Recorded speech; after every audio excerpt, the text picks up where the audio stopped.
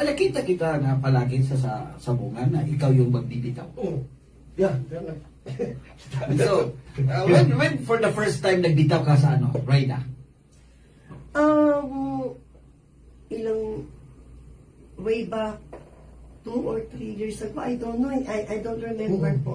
So, Hindi ka kinabahan? Hindi po kayo kinakabahan? At first po, kinakabahan naman po. Kaya ayaw po kasi nila akong pagbitawin. I remember nung buhay pa si Butchoy, since siya yung nagtatari sa amin din.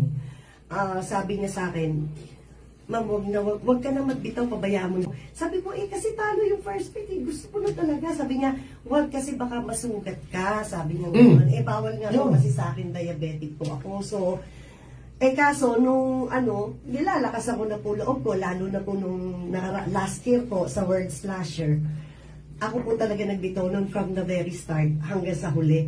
Sayang nga po kasi pa-solo champion ako. So, nalaglag lang po yung last fight ko. Wow. Kaya, naging 6 kaming champion.